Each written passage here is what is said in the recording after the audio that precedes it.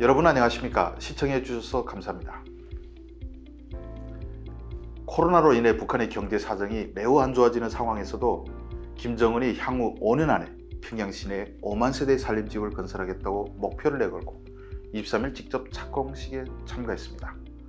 저번 생방송에서 말씀드렸지만 올해 우선 1만 세대를 짓고 앞으로 5년 동안 매년 1만 세대씩 5만 세대를 짓겠다고 하는데, 사동구역뿐만 아니라 서포지구, 금천지구, 구구절 거리 지구에 해마다 1만 세대씩 짓겠다고 합니다. 지명을 들어도 모르실 건데 아무튼 평양시를 동서 방향과 북쪽 방향으로 확대하려고 하는 시도라고 볼 수 있습니다. 제가 지난 생방송에서 김정은이 류경호텔 주변 아파트 공사에서 철광과 시멘트가 걸리자 이걸 풀기 위해서 중국에서 수입을 허용했다고 밝힌 적이 있습니다.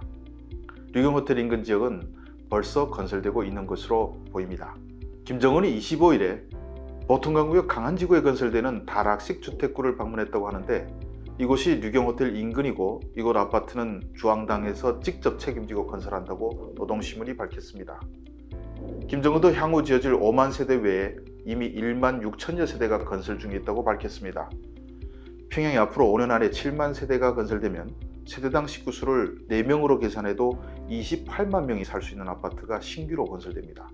평양시 인구가 250만 명 정도로 추산되는데 28만 명이면 10% 이상이 살 수 있는 규모로 매우 방대하다고 볼 수 있습니다. 알기 쉽게 서울과 비교를 해보면 서울 전체 주택수가 350만 채인데 10% 이상이면 한 40만 세대가 새로 건설되는 셈입니다. 이번 이사업 부동산 대책에서 서울에 32만 세대를 공급하겠다고 하는데 그것보다 더 큰 대책인 것이죠. 하지만 북한에서 아파트 짓기는 서울보다 훨씬 쉽습니다. 일단 땅값이 들지 않고 인력은 군인과 돌격대를 보내면 먹여만 주면 일을 합니다. 기껏 드는 것이 자재비 정도입니다. 그런데 김정은인 돈이 없는데 어떻게 아파트를 건설할까? 이런 의문이 드실 겁니다. 사상 최강의 대북 제재와 코로나 사태로 북한의 공식 무역은 꽁꽁 말랐고 돈 들어올 데도 없는데 무슨 돈으로 건설할까? 평양 종합병원이나 원산갈마 관광단지도 건설 못했는데 무슨 건설을 또 하냐고 의문이 생길 수가 있습니다. 제가 계속 말씀드렸지만 아파트 공사는 병원이나 관광단지와 진행되는 메커니즘이 다릅니다. 병원과 관광단지는 국가돈, 즉 김정은 주머니에서 나가야 할 것이 많지만 아파트 단지 건설은 그렇지 않습니다. 돈주들의 돈으로 건설됩니다. 그렇다면 돈주를 약탈해서 건설할까요? 그렇지는 않습니다. 돈주들도 대규모 아파트 건설을 환영합니다. 한몫 챙길 수 있는 절호의 기회인 셈입니다. 이에 대한 내용은 지난 토요일 생방송에서 자세히 설명드렸습니다.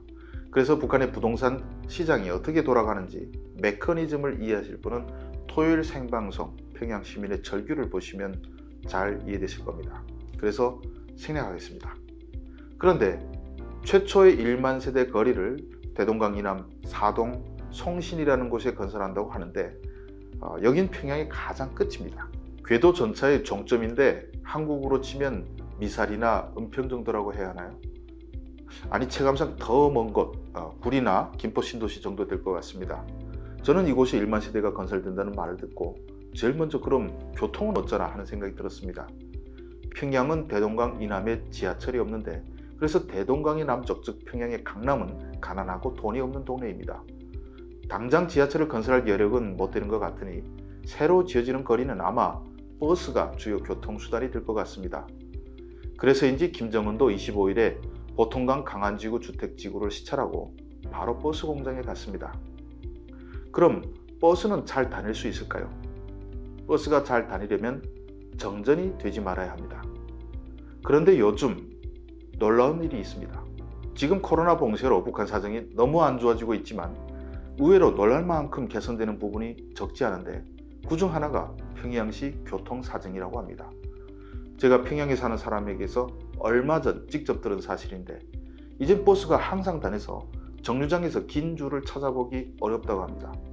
버스 요금도 불과 2년 전만 해도 노선 길이와 버스 형태에 따라서 북한 돈 1,000원 내지 3,000원 사이에서 마음대로 정했는데 이젠 모든 노선이 평양 안에서는 무조건 1,000원으로 고정됐다고 합니다.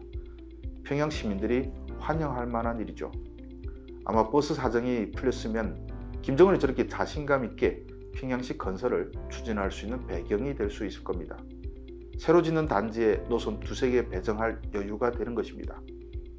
덧붙여 말하면 평양시는 코로나 이후에 배급도 다 주었다고 합니다. 지방은 아우성인데 평양은 사정이 우리 생각보다 꽤 괜찮다는 의미입니다. 버스가 잘 다닌다는 것은 전기 문제도 풀렸다는 의미인데 요즘 평양시는 하루에 17시간 이상 전기를 무조건 보장하게 한답니다. 얼마나 갈지는 모르겠지만 코로나로 꽉 막힌 지금 이 시점에 전기 사정도 상당히 좋아졌다고 하니 놀랍습니다. 제 생각에는 중국에 팔아먹던 석탄이 못 나가서 그걸 내수용 전기 생산에 쏟아부은 것 같고 또 고장난 발전기들도 중국에서 부품들을 들여와서 수리한 것 같습니다. 특히 눈길을 끄는 점은 전자지불 체계가 광범위하게 도입돼서 이젠 북한 사람들도 한국의 삼성페이처럼 휴대전화로 결제할 곳이 상당히 많아졌다고 합니다.